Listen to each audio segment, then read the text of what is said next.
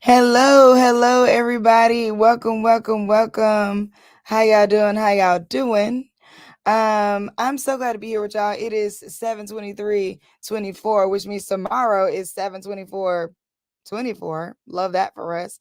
There's got to be something special about that. I mean, if I don't know what you believe, but if you're woo like I'm woo woo, then you knew that over the weekend, last weekend, what this just past weekend was a full moon. And so 7/24/24 is also an opportunity for you to jump out there and do some spiritual things, whatever you do out there in the world. Pray, meditate, relax, take your time. And today I'm here to read the news to y'all because that's what I do with today's news on me. Now, I have set a goal to do this for a month straight every weekday. Okay.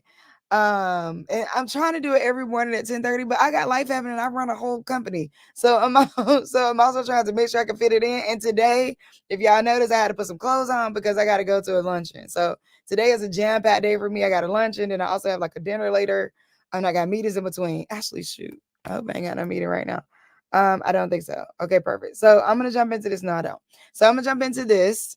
Um, and yeah, just run down the news for y'all. So the way it works, if you've been tuning in to me, is that when I hop on, I just run down the news. I don't really typically do a lot of talking, and I don't typically actually tell y'all what I think about the news. I've been doing, but now I've been like actually telling y'all what I think about the news a little bit more. So here we go. What is today's National Cares Mentoring Movement? What is that? Is that something happening? I'm also looking at my Instagram live. Is that something I need to say? We love to have you as a super mentor for our program. Oh, thank you. I appreciate that. All right, here we go. Today's news. I know Donald Trump's type. VP Harris receives thunderous applause for calling experienced prosecuting perpetrators of all kinds as Biden calls into campaign rally. Vice President Kamala Harris addressed President Joe Biden's former campaign staff in Wilmington on Monday. During the speech, Harris thanked Biden for his leadership and attacked Trump, saying the word attack. I ain't got to say all that, but attacked Trump, saying she prosecuted predators and abusers, fraudsters and cheaters. So I know Donald Trump's type. Biden called him to the event to kick things off and offered his vice president his full support and vowed to remain active in her campaign. Kamala will inherit Biden's 96 million in campaign funds as his presidential campaign formally renamed itself Harris for President. Also on Monday, a majority of pledged Democratic delegates endorsed Harris for president, paving her path to be nominated at next month's DNC, the Democratic National Convention. All the ways the right is melting down over Kamala Harris. Biden's surprise withdrawal up into the 2024 presidential race and shocked Republicans and their conservative allies who were banking on running against an unpopular 81-year-old incumbent with well-defined qualities they could easily attack. So far, Trump and J.D. Vance have continued to attack Biden, ranting about Democratic rebellion against Biden's candidacy and saying Biden should resign. Trump also suggested changing the rules of September's presidential debate by swapping out ABC News as the moderator in favor of Fox News. House Speaker Mike Johnson claimed Sunday that replacing Biden as the presumptuous Democratic nominee would be unlawful and said Republicans would file legal challenges to prevent him from leaving the race. Republican Congressman Glenn Grothman of Wisconsin said that members of the Democratic Party are rallying around Harris because of her ethnic background. Former Trump advisor Kellyanne Conway said Sunday that Harris shouldn't be the Democratic presidential nominee because she does not speak well. That's the dumbest thing I've ever heard. She is also criticized for not having biological children, but she has two stepchildren. In 2022, JD Vance called her a cat lady and said that because she doesn't have biological kids, she must be miserable and doesn't have a stake in America. Former Vice President Mike Pence says Biden made the right decision by withdrawing from 2024 race, causing a MAGA meltdown. A wise investment, Trump's $6,000 gift to Kamala Harris comes back to bite him. As Donald Trump refocuses his campaign to target Harris, social media is buzzing about a check he wrote for $5,000 dated September 26, 2011, bearing Trump's distinctive signature and made payable to one Attorney General Kamala Harris. The $5,000 donation was just one of several gifts from the Trump family to Harris at the time when she was working on California's top prosecutor. Records held by California Secretary of State note the largest is $5,000, but also gives details of further $1,000 check from Trump to Harris from February 2013 at the start of her reelection campaign for the state's attorney general. Jared Moskowitz, a Democratic congressman from Florida, posted a photo of the check of his Twitter/X feed with the words, "a wise investment." Michael Steele, former chair of the Republican National Convention, wrote, "When Trump wrote that check to reelect Kamala in 2011, I bet he didn't think he'd cash it in 2024. She cashed it in 2024. A short list of Democrats who could be vice presidential pick for Harris as Senator Mark Kelly emerges as a frontrunner. With only 28 days until the Democratic National Convention begins in Chicago, where Harris presumably will be officially nominated, the scramble to find the Democrats' vice presidential nominee has begun. Here are some potential running mates. Potential Governor Josh Shapiro, a Jewish former attorney general who was elected in a landslide in a crucial swing state. North Carolina Governor Roy Cooper, who was narrowly elected for the first time in 2016 by just over 10,000 votes and then won re-election in 2020. Arizona Senator Mark Kelly, who has national name recognition both as a former astronaut and the husband of former Rep. Gabby Giffords. He occasionally bucks his party, such as calling the U.S. southern border a crisis. Additionally, his Senate seat will remain in Democratic hands. Kentucky Governor Andy Beshear won a re-election to a second term last November in a deep red state that Trump carried about by about 25 points in 2020. He made abortion a major issue in his campaign. Michigan Governor Gretchen Whitmer won re-election in the crucial swing state in 2022 by roughly 10 percentage points. She emerges as a leading governor during the height of the COVID pandemic, and was a target of a kidnapping plot in 2020. If you're just joining me, I am reading down the potential Democratic presidential vice president picks that could run along presumably nominee Kamala Harris. Illinois Governor J.B. Pritzker was elected in 2018 and sailed to re-election in 2022 by more than 10 percent points. He has navigated a series of issues from gun control to reproductive rights. He also signed first in the nation legislation to prohibit the book bans in the state. California Governor Gavin Newsom was the subject of 2024 presidential speculation last year when he notably debated the GOP candidate Florida Governor Ron DeSantis on Fox News and visited several Republican-led states. Transportation Secretary Pete Buttigieg styled himself as a centrist during his 2020 campaign for the Democratic presidential nomination, leaning on his time as mayor of South Bend, Indiana, and his service in the Afghanistan war. He was the first openly gay man to launch a competitive campaign for president, and also the first Senate-confirmed out LGBTQIA plus cabinet secretary in history. I want to switch it up because this is definitely a lot of news about what's happening. And I know everybody does love to hear about that, but there is other news happening, by the way, in the world. You may have you may have heard about the body camera footage of Sonya Massey's final moments as she was fatally shot by a deputy. This is surfaced now as of the last, actually, I think maybe 24 hours. It is hard to watch, and so I just want to say I'm going to report on it, but this is not me. It's a trigger warning around going to watch it. Body camera video shows Sonya Massey's final moments before she was fatally shot by a deputy. Authorities released body camera footage Monday of moments when Sonya Massey was fatally shot in the face by law enforcement in her home in Springfield, Illinois. Massey was killed on July 6th. She called the Sangamon County Sheriff's Office because she was afraid there might be a prowler outside. Former Deputy Sean Grayson is accused of shooting Massey in the face after shouting at her to put down a pot of steaming water. Grayson has been indicted on charges of first-degree murder, aggravated battery with a firearm, and official misconduct. He has pleaded not guilty. I watched the body camera footage, and I can't say that I understand what happened. Like, I really don't get it. Like, looking at it is like they tell her, "Oh, the pot's boiling. Go take the pot off." She goes over to take the pot, but she said something And I don't know what it was that she said, but she said something, and whatever she said caused them to open fire on her. It was the strangest thing to watch. Um, so I'm sending love to her family.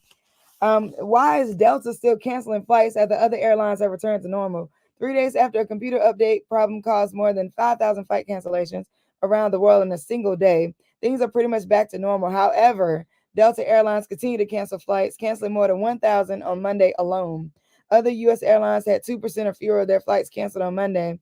Delta CEO Ed Bastian apologized for the disruptions and attributed the problem to the computer program affecting its crucial crew tracking software.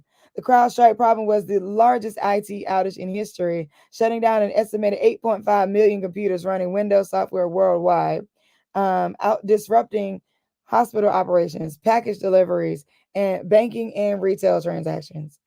LeBron James scores Team USA's final 11 points during the 92 to 88 win over Germany in final pre-Olympics exhibition.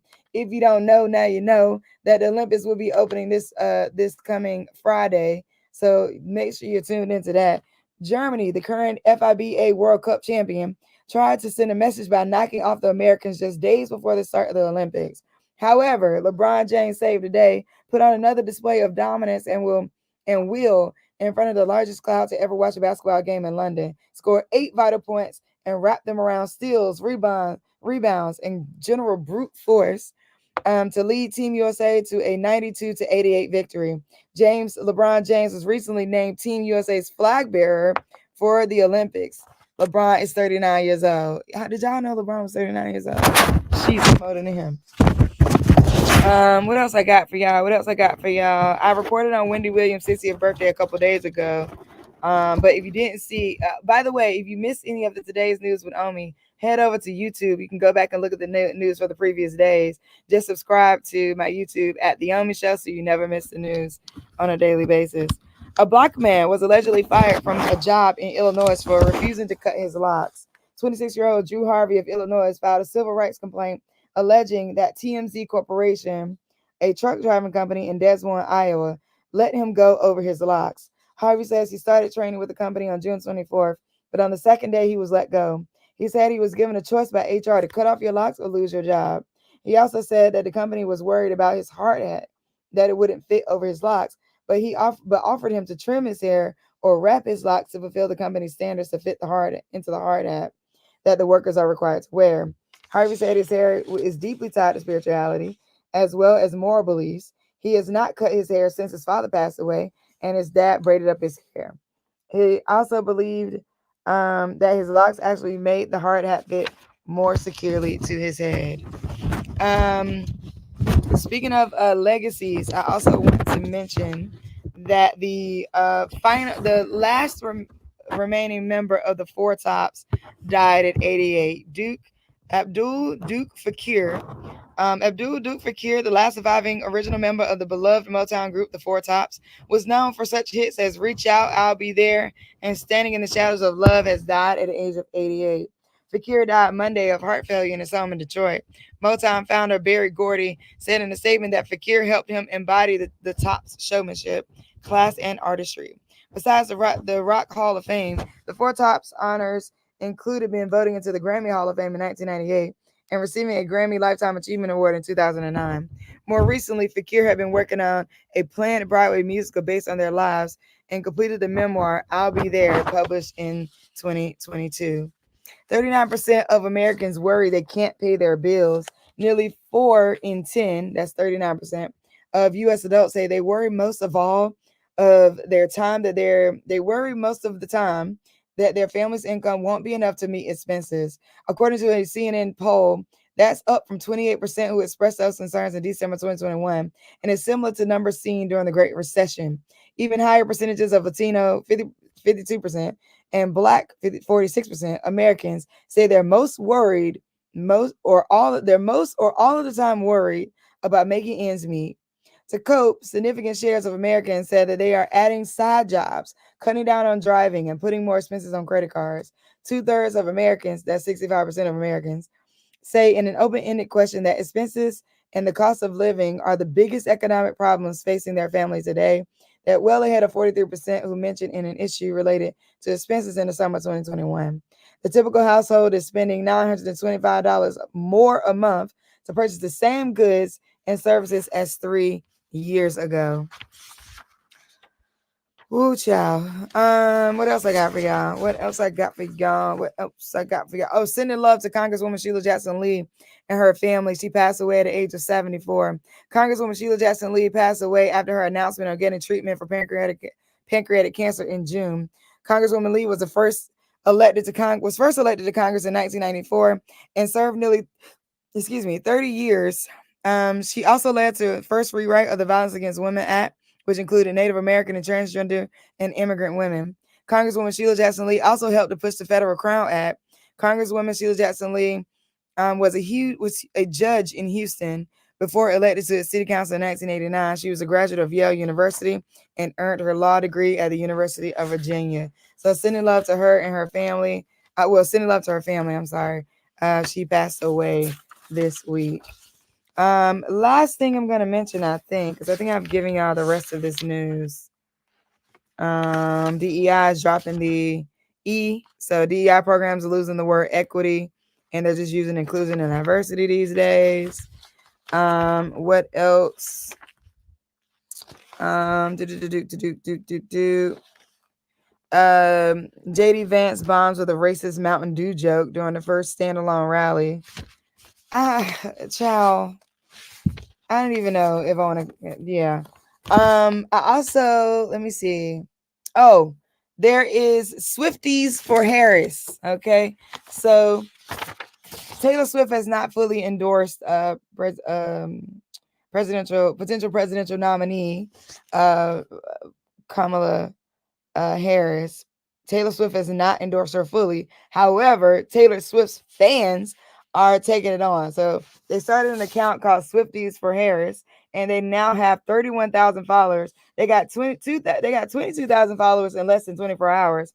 But Taylor Swift fans launched pages on X and Instagram titled to draw the singer's attention. The page's bios read Coalition of Swifties ready to mobilize Taylor Swift fans to help get Democratic candidates elected down the ballot this November. Now, Beyonce, I said, where's the Bayhive for Harris? But Beyonce has not yet come out. I'm saying not yet. She may not ever, but she's not come out to fully endorse President Kamala Harris. But she has approved the use of her song Freedom for Kamala Harris to use it as her walk out song. I think that's all I got for y'all today, actually. I really appreciate y'all tuning in. And I think that we're gonna end it there. I didn't give y'all any tech and science news today. Let me see what's happening in tech and science. I do, oh my goodness. Okay, here we go. Hackers shut down heating in Ukrainian city with malware, researchers say. For 2 days in mid-January, some Ukrainians in the city of Lviv had to live without central heating and suffering from freezing temperatures because of a cyber attack against a municipal energy company. Security researchers say, and Ukrainian authorities have since concluded. On Tuesday, the cybersecurity company, which is today, Dragos, published a report with details about how new malware dubbed Frosty Goop, which the company says is designed to target industrial control systems, in this particular case, specifically against a type of heating or system control. Wow, this hacking is getting real, y'all. These hackers are getting real. It's getting real. Former Tesla humanoid head launches a robotic startup. So evidently the guy that was head of Tesla humanoids has now launched a startup of their own, a robotic one. I'm not gonna read too much into that. What else we got? In fact, I'm on my way to a roundtable right now, and that roundtable is going to be about leveraging AI to build a better connected world. What I'll do is, while I'm at that roundtable, I'll take some notes. So that's why I got on some clothes today, okay? Because normally y'all know I'll be in here with a t-shirt and I'm hollering at y'all like, look, this is what we need to do. But today I had to actually put some clothes on because I got to go to a roundtable to talk about AI. Now, I'm going to listen to the conversation and really get engaged. I'm excited about it. There's a great group of folks who brought this together. is Roundtable Lunch, leveraging AI to build a better world, a better connected world. It seems the conversation will be held under the Chatham House rule. So our executive host for this lunch is Francine Costadis, Cisco's EVP and Chief People Policy and Purposes Officer. For those who don't know what Chatham House rules are, I'm actually going to look it up so I can make sure I know what it is lightly, but I don't want to get it wrong. So if I say I'm going to something that is under Chatham House rules, that means that the Chatham House rule is an agreement between meeting participants that allow people to use the information from a discussion, but they can't say who the speaker was. Oops! So that tells y'all about how much I'll be able to come back and share. So that I'm if you just joining me, I just ran down today's news, and I'm on my way to a luncheon that is a roundtable about using AI to build a better connected world. This luncheon is being held under Chatham House rules, which means what Chatham House rules means is that I am allowed to come back and say what happened in this meeting, but I'm not allowed to tell y'all who said what in this meeting. So such is the life of being around Capitol Hill, and I'm having an opportunity to go to these great things. And I actually really like that because I think it protects privacy, and I think it's not it doesn't matter who actually said the thing. The news is coming back to let y'all know that things are being said. Thank y'all so much for joining me this morning. You'll see me tomorrow at 10:30 this time. I came a little early today because I needed to get. I'm also trying to figure out like what's the best time to do this. Like I was doing it at 10:30 every day, but I'm committing to reporting the news 10:30 at every morning for a month straight. Okay. For you know what? I know what I forgot to tell y'all. Hold up. I got news in front of me and I didn't talk about the secretary, the Secret Service director. Let me tell y'all. Okay, I'm gonna say this last thing and I promise you we ending the stream for today. Republican James Comey, Democrat Jamie Raskin calling Secret Service director to resign over Trump assassination attempt. Congressman Jamie Raskin, a Maryland Democrat, and James Comer, a Kentucky Republican, both called for the resignation of the Secret Service Director Kimberly Cheeto following the attempted assassination of Donald Trump. The House Oversight Committee held a hearing on Monday to examine the Secret Service's role in the shooting at a Trump rally in Butler, Pennsylvania. Hours into the contentious session, Raskin concluded that the irretrievable relationship between Cheeto and Congress was grounds for her resignation. After those remarks, Comer and Raskin signed and published a letter calling for Cheeto's resignation. Cheeto was insisting that she won't step down. Comer is the chairman of the Oversight Committee, and Raskin is its ranking member. Also at the hearing, Marjorie Taylor Greene asked if there was a conspiracy theory to assassinate Donald Trump, and Representative Nancy Mace called Cheeto full of shit. Okay, y'all, this woman who is the director of the Secret Service, her name is Kimberly Cheeto.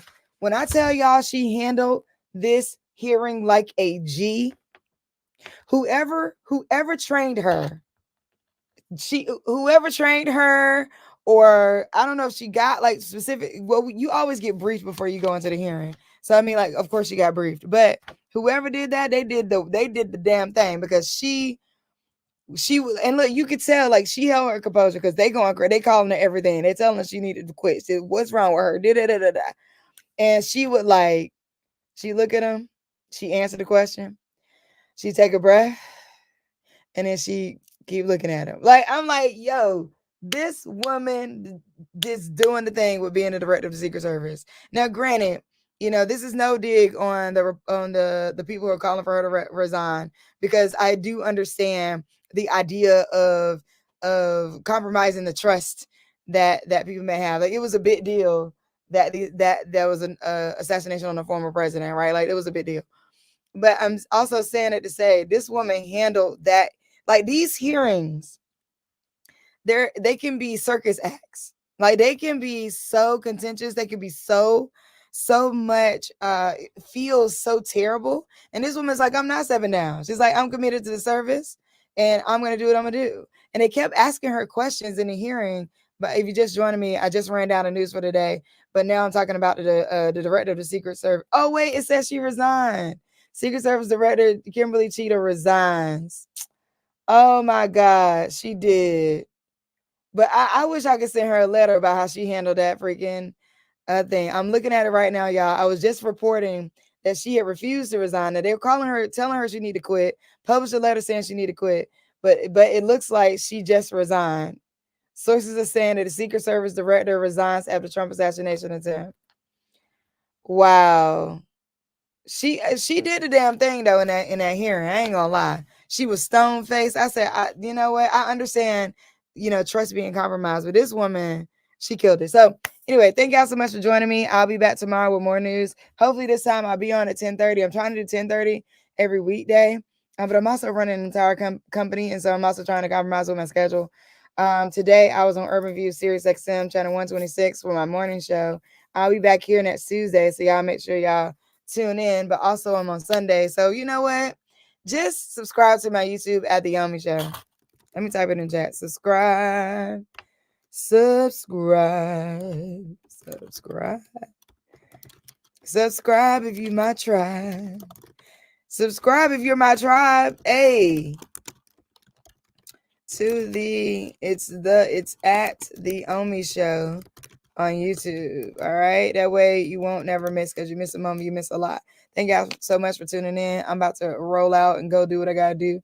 Subscribe to my YouTube at The Omi Show so you never miss a day of news. Thank you for listening this morning, Austin, Autism Mom Extraordinaire. I appreciate you. But yeah, I'll be right back here tomorrow. All right, bye y'all.